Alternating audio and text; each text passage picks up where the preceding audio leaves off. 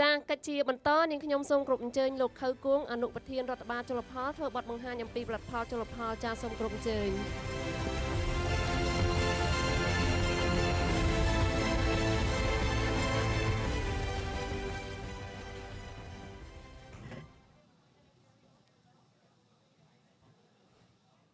បាទជាបឋមសូមគោរពដល់អាដាមលោកទាវអស់លោកលោកស្រីដែលបានជួយចូលរួមទីនេះសូមអរនិងសូមគោរពដល់លោកជាភ្ញៀវអន្តរជាតិបាទតំណាងក្រុមហ៊ុនក៏ដូចជាតំណាងខាងដៃគូអភិវឌ្ឍន៍នានាដែលបានជួយចូលរួមនៅទីនេះផងដែរបាទអញ្ចឹងបទបង្ហាញរបស់វាគ្មិនអំបញ្ញមិញនេះគឺបានលើកឡើងពាក់ព័ន្ធនឹងរឿង SPS បាទជាក្របខ័ណ្ឌទូទៅហើយអញ្ចឹងខ្ញុំបាទសូមចូលទៅដល់ពាក់ព័ន្ធទៅនឹងលក្ខខណ្ឌតម្រូវនៃការនាំចេញផលផលិតផលជលផលតែម្ដងបាទអញ្ចឹងមុននឹងនេះនឹងខ្ញុំបាទសូមជូននៅ slide មួយពាក់ព័ន្ធទៅនឹងផលិតកម្មនៃផលផលិតផលជលផលដែលបច្ចុប្បន្ននេះគឺយើងមានសរុបទាំងអស់ទាំងធម្មជាតិនិងទាំងវិរិយវប្បកម្មហ្នឹងគឺ900000 តោនជាងបាទគឺអាចថា7 លានតោនហើយបាទហើយទាំងធនធានផលធម្មជាតិក៏យើងមានកំណើនបាទហើយទាំងវិរិយវប្បកម្មក៏មានកំណើនបាទប៉ុន្តែវិរិយវប្បកម្មនេះគឺបានកើនច្រើនជាងផលធម្មជាតិដោយសារយើងសមត្ថភាពនៃធនធានធម្មជាតិយើងមានកំណត់បាទអញ្ចឹងយើងកំណត់ការប្រើប្រាស់ហ្នឹងគឺចាប់ក្នុងរង្វង់600,000 តោនទេប៉ុន្តែវិរិយវប្បកម្មគឺយើងរុញបង្កើនរហូតបាទឥឡូវបច្ចុប្បន្ននេះយើងរុញមកដល់300,000 តោនហើយនឹងបង្កើនតទៅមុខទៀតបាទ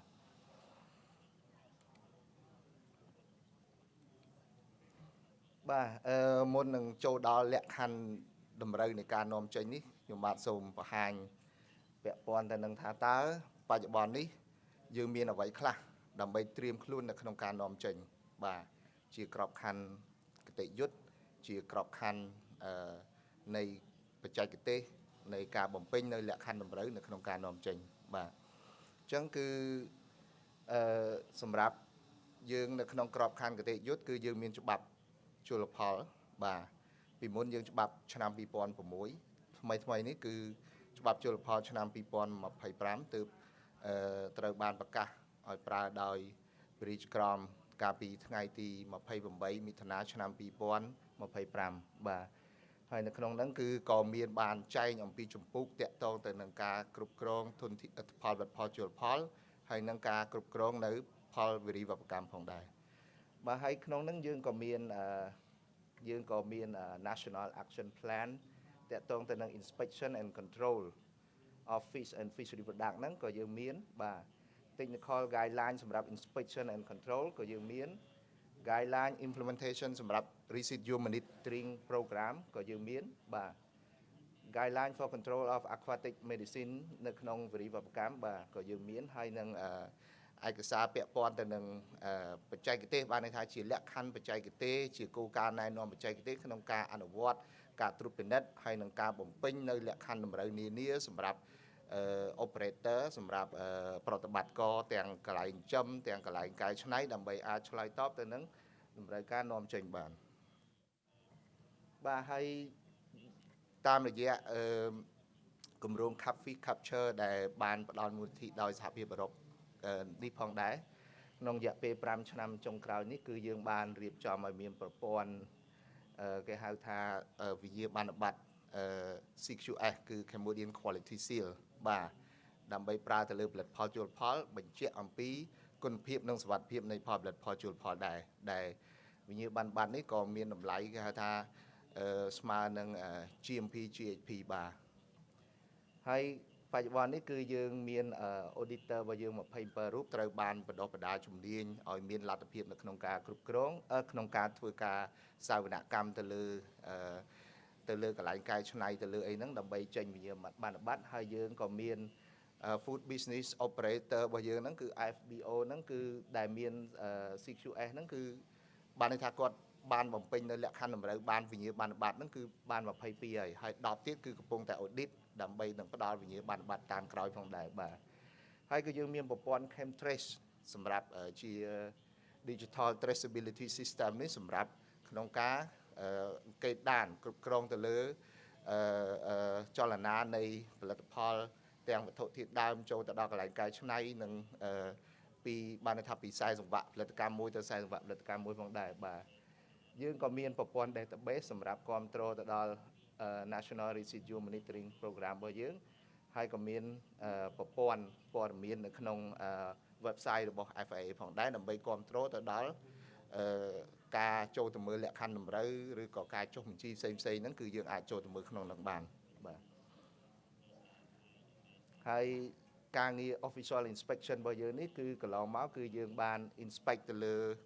food business operator ជាង400បាទហើយយើងបានយកសំណាក់មកតេស្តមកជាង1640បាទហើយយើងក៏ធ្វើ official control activity នៅកាន់កន្លែង food business operator ផ្សេងៗដើម្បី listing គាត់និងចេញ health certificate ឲ្យគាត់ផងដែរបាទហើយបច្ចុប្បន្ននេះគឺកន្លែងសហគ្រាសកែច្នៃចំនួន4គឺកំពុងតែអនុវត្តនៅប្រព័ន្ធ50ផងដែរបាទហើយគាត់ក៏ត្រៀមខ្លួនដើម្បី audit ដោយ DG Sante សម្រាប់ការនាំចេញទៅសហភាពអឺរ៉ុបបាទ DG Sante ហ្នឹងគឺអគ្គនាយកដ្ឋាននៃសុខភាពនិងសុវត្ថិភាពអាហាររបស់សហភាពអឺរ៉ុបបាទតើតាគាត់ audit ឲ្យជាប់ទើបអាចនាំចេញទៅបានបាទយើងក្នុងការងារ National Monitoring Program នេះគឺជាកិច្ចការងារមួយសំខាន់ដើម្បី control ទៅលើការប្រើប្រាស់ថ្នាំអង់ទីប៊ីយោទិកឬក៏សារធាតុគីមីផ្សេងៗនៅក្នុងវិរិយវប្បកម្មបាទអញ្ចឹងគឺយើងត្រូវអនុវត្តជារៀងរាល់ឆ្នាំហើយផែនការនេះគឺយើងធ្វើនេះគឺដើម្បីឆ្លើយតបទៅនឹងលក្ខខណ្ឌតម្រូវនៃសហភាពអឺរ៉ុបតើតែយើងមាន Residual Monitoring Program នេះទើបយើងអាចនាំទៅសហភាពអឺរ៉ុបបានបាទអញ្ចឹងយើងធ្វើការប្រមូលសំណាក់ហើយយើងធ្វើការវិភាគទៅលើសារធាតុគីមីទៅលើឱសថដែលសល់នៅក្នុងសាច់ត្រីបាទមានទាំងពពួកសារធាតុឱសថដែលហាមឃាត់ហើយនឹងសារធាតុឱសថដែលអនុញ្ញាតឲ្យប្រើប៉ុន្តែនៅក្នុងកម្រិតកំណត់បាទអញ្ចឹងរបាយការណ៍នេះយើងត្រូវ submit ទៅ DG Sante រៀងរាល់ប្រចាំឆ្នាំឲ្យបានមុនថ្ងៃទី30ខែមីនាបាទដើម្បីឆ្លើយតបនឹងលក្ខខណ្ឌតម្រូវហ្នឹងហើយយើងបាន submit រយៈពេល5ឆ្នាំហើយយើងគិតថាយើងរួចរាល់ដើម្បីទទួលនៅ audit របស់ DG Sante នៅក្នុងឆ្នាំក្រោយនេះបាទគាត់ plan ថាប្រហែលជាខ្ទង់ខែ3គាត់នឹងមក audit នៅក្នុងប្រទេសកម្ពុជាយើងហើយបាទហើយចំពោះ laboratory ក៏យើងបានពង្រឹងទៅលើ labo នៅក្នុងស្រុកដើម្បីឲ្យគាត់អាចទទួលបាននៅគេហៅ standard ISO 17025គឺជាស្តង់ដារមួយសម្រាប់បញ្ជាក់អំពីសមត្ថភាពរបស់ labo ថាបានអនុវត្តទៅតាមលក្ខខណ្ឌសម្រាប់ការវិភាគហ្នឹងបាទហើយបច្ចុប្បន្ននេះយើងបានជួយទៅដល់ខាង labo Pasteur ឲ្យគាត់បាន certify ISO 17025ហ្នឹងចំពោះការតេស្តទៅលើសារធាតុគីមីបាទហើយទៅលើការតេស្តទៅលើពពួក microbiology ពួក Atex Compran បាទ microchip សាស្ត្រចំពោះសារធាតុគីមីយើងមានការវិភាគនៅផ្ញើទៅមន្ទីរពិសោធន៍នៅក្រៅប្រទេសដែរប៉ុន្តែខាងក្រសួងកសិកម្មក៏កំពុងតែរៀបចំនៅមន្ទីរពិសោធន៍ជាតិកសិកម្មសិទ្ធិបូរហ្នឹងដែលកំពុងតែដំណើរការសាងសង់ហើយមន្ទីរពិសោធន៍នេះនឹងដើរតួនាទីសំខាន់នៅក្នុងការអនុវត្តការវិភាគនៅក្នុងមន្ទីរពិសោធន៍ហ្នឹងបាទស្របទៅតាមតម្រូវការស្តង់ដារអន្តរជាតិហ្នឹងបាទហើយក្នុងការនាំចេញនេះគឺយើងក៏មានក្របខ័ណ្ឌ Free Trade Agreement ជាមួយនឹងបណ្ដាប្រទេសនៅក្នុងអាស៊ីហើយយើងក៏មាន Regional គេហៅថាដៃគូសេដ្ឋកិច្ចគ្រប់ជ្រុងជ្រោយហ្នឹងអាស៊ានបូក3អាស៊ានបូក5បាទអញ្ចឹងនៅក្នុងការនាំទៅប្រទេសចិនទៅជប៉ុនទៅកូរ៉េទៅអូស្ត្រាលីនិងញូហ្សេឡង់គឺយើងអត់បង់ពន្ធសម្រាប់ការនាំចូលទេបាទអញ្ចឹងគឺនេះជាសក្តានុពលមួយនៅក្នុងការជំរុញការនាំចេញផលិតផលកសិកម្មជាពិសេសគឺផលិតផលជលផលរបស់យើងនេះបាទអញ្ចឹងខ្ញុំចូលទៅដល់លក្ខខណ្ឌនៃការនាំចេញដើម្បីទៅប្រទេស EU បាទនិយាយទៅគឺលក្ខខណ្ឌ EU នេះគឺជាលក្ខខណ្ឌមួយដែលមានលក្ខណៈតឹងរឹង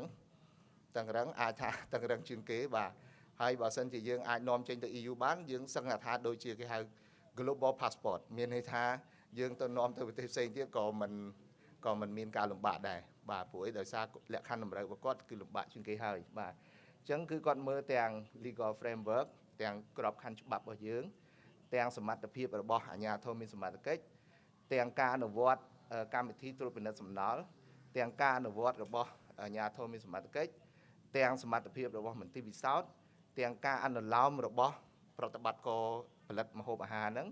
ហើយនឹងប្រព័ន្ធ traceability system អញ្ចឹងដោយតែបានបង្ហាញមុននេះអញ្ចឹងគឺយើងបានធ្វើអាហ្នឹងអស់ហើយបាទធ្វើអាហ្នឹងអស់ហើយអញ្ចឹងបានន័យថាយើងត្រៀមខ្លួនរងចាំតែ audit របស់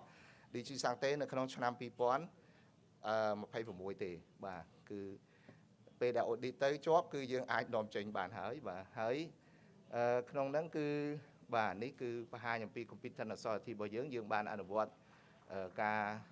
តាមដានការចុះត្រួតពិនិត្យយើងធ្វើ HACCP assessment យើងអនុវត្ត NRMP National Residual Monitoring Program ហ្នឹងហើយនឹង Good Aquaculture Practice ក៏យើងបានអនុវត្ត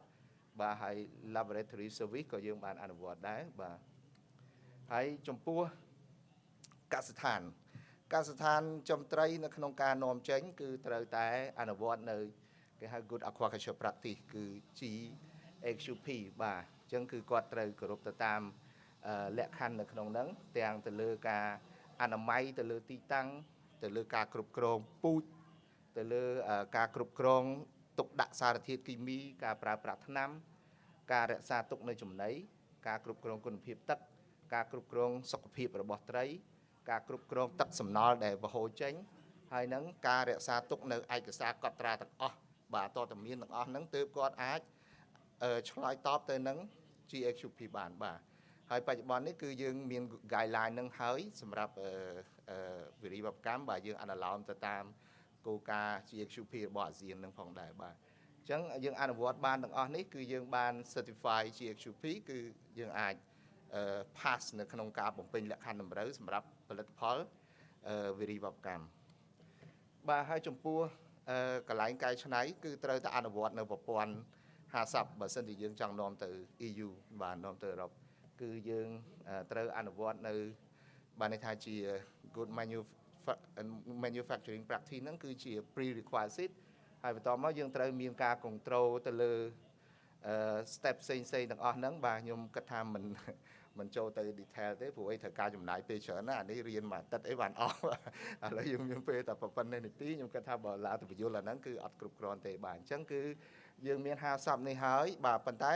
មិនមែនថាអនុវត្តមិនបានទេពីព្រោះបច្ចុប្បន្ននេះគឺមានសហគ្រាសចំនួន4ហើយដែលបាន apply មានសហគ្រាសទឹកត្រីសហគ្រាសប្រហុកម្សៅរបស់យើងបាទដែលយើងអាច apply បានហើយដូច្នេះគឺយើងមានន័យថាយើងអាចធ្វើបានបាទដូចជាកន្លែងនេះគឺជារូបភាពដែលបង្ហាញអំពីកន្លែងធ្វើទឹកត្រីបាទកន្លែងកែច្នៃត្រីអីហ្នឹងបាទយើងត្រូវមានអនាម័យបុគ្គលិកត្រូវមានពាក់ឯកសណ្ឋានពាក់មួកអីត្រឹមត្រូវបាទមានពាក់ម៉ាស់មានស្រោមដៃអីហ្នឹងបាទការហាលត្រីរបស់យើងនេះក៏សិតតែមានអត់មានរុយរោមអត់មានសត្វល្អិតអីទេហើយបុគ្គលិកអីត្រូវតែមានពាក់បាទអត់មានឲ្យជ្រូសក់ជ្រូអីទេយើងមើលទៅមួកអីហ្នឹងបាទហើយរូបភាពទាំងអស់នេះគឺបង្ហាញអំពីស្តង់ដារអនាម័យមួយដែលវាខ្ពស់ជាងការអនុវត្តដែលយើងចេះតែធ្វើធម្មតាហ្នឹងគឺយើងមិនអាចឆ្លើយតបទៅលើការនាំចេញបានទេបាទអញ្ចឹងគឺសរុបមកវិញគឺថាយើងក្នុងការនាំចេញទៅ EU គឺយើងត្រូវមានការ audit ហើយ audit ទាំងស្ថាប័នបានន័យថាទាំងសមត្ថកិច្ចអាជ្ញាធររដ្ឋបាលជលផលគឺនឹងគេ audit ហើយនឹងបន្តមកទៀតគឺនឹង audit ទៅកន្លែងសិប្បកម្មសហគ្រាសកែច្នៃឬក៏កសិដ្ឋានដែលចង់នាំចេញហ្នឹងត្រូវតែ audit ក្រោយពី audit ហើយគឺគាត់នឹង list នៅក្នុង list ទាំងអស់ហ្នឹងអញ្ចឹងតើយើងចូលទៅមើលនៅក្នុងdatabase របស់ EU ហ្នឹងគឺយើងចូលទៅ select មើល Cambodia យើងទៅមើលសហគ្រាសណាខ្លះដែលបាន list ទើបយើងសហគ្រាសនោះអាចនាំចេញបានបាទហើយបច្ចុប្បន្ននេះគឺយើងកំពុងតែត្រៀមខ្លួនដើម្បីគាត់ audit ទៅលើ5 enterprise ហើយនឹងផលិតផលដែលជា potential នោះមានទឹកត្រីមានប្រហុកម្សៅមានត្រីងៀតហើយនឹងត្រីបកកបាទដោយតែបានបង្ហាញនៅក្នុងរូបភាពអញ្ចឹងហើយក្រៅពីហ្នឹងក៏យើងត្រូវការឲ្យមានឯកសារនាំចេញផ្សេងៗទៀតផងដែរដូចជា permit សម្រាប់ការនាំចេញត្រូវមាន health certificate ត្រូវមាន CO certificate of origin ត្រូវមាន invoice packing list ហើយនឹង custom permit អីអាហ្នឹងគឺបាទជាការងាររដ្ឋបាលបាទចំពោះចិនបាទ បច្ចុប្បន្ននេះគឺការនាំចេញទៅចិនយើងបានកំពុងតែអនុវត្តហើយគឺការនាំចេញហ្នឹងគឺដូចដែលខាងផលិតផលដំណាំមិញបានបង្ហាញយ៉ាងដែរគឺត្រូវតែមានគេហៅកិច្ចព្រមព្រៀងពិធីសារ protocol ទៅលើ inspection and quarantine requirement បាទលក្ខខណ្ឌតម្រូវហ្នឹងបាទអញ្ចឹងគឺខាងភាគីចិនគាត់ចរចាជាមួយយើងគាត់ពិនិត្យមើលសមត្ថភាពការអនុវត្តរបស់អាជ្ញាធរមានសមត្ថកិច្ចរបស់យើងគាត់ពិនិត្យមើលទៅលើសមត្ថភាពរបស់វិស័យឯកជនហើយគាត់ឯកភាពថាយើងអាចបំពេញលក្ខខណ្ឌតម្រូវបានគាត់នឹងចុះ protocol ជាមួយយើងប៉ុន្តែខាងជលផលនេះខុសពីខាងដំណាំគាត់ថាដំណាំគាត់ចុះមួយមុខមានចេកមានស្វាយមានដូងមានតារ៉េមានអីហ្នឹងអញ្ចឹងបាទអញ្ចឹងចុះបានមួយធ្វើមួយតែបើសម្រាប់ជលផលគឺយើងចុះទៅលើខ្វាមaquatic product មានន័យថាផលិតផលវិរិយវប្បកម្មបាទយើងចុះរួចហើយ Wild aquatic product ផលិតផលធម្មជាតិយើងចុះរួចហើយ edible aquatic animal មានន័យថាសត្វរស់វិរិយសត្វរស់ក៏យើងបានចុះរួចហើយថ្មីនេះក៏យើងបានចុះពាក់ព័ន្ធជាមួយកពើទៀតបាទអញ្ចឹងនិយាយទៅគឺផលិតផលយើងចង់នាំចេញទៅចិនគឺយើងអាចនាំចេញទៅបានបាទហើយនោះគឺជា sample នៃការចុះកិច្ចព្រមព្រៀងមួយដែលរវាងក្រសួងកសិកម្មវិខមញ្ញសាស្ត្រអាដាមរដ្ឋមន្ត្រីដិតទីណាហើយនឹងជាមួយខាងរដ្ឋមន្ត្រីរបស់ខាងអគ្គរដ្ឋបាលគយចិនបាទតើលក្ខខណ្ឌអ្វីខ្លះដែលប្រតិបត្តិការត្រូវបំពេញបាទគឺយើងមានទាំងអស់នេះបាទយើងក្រុមហ៊ុនដែលចង់នាំចេញគឺត្រូវតែទាំងកសិដ្ឋានទាំងកន្លែងកែច្នៃទាំងសិប្បកម្មកែច្នៃហ្នឹង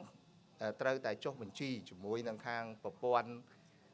Cipher បាទជាគេហៅ China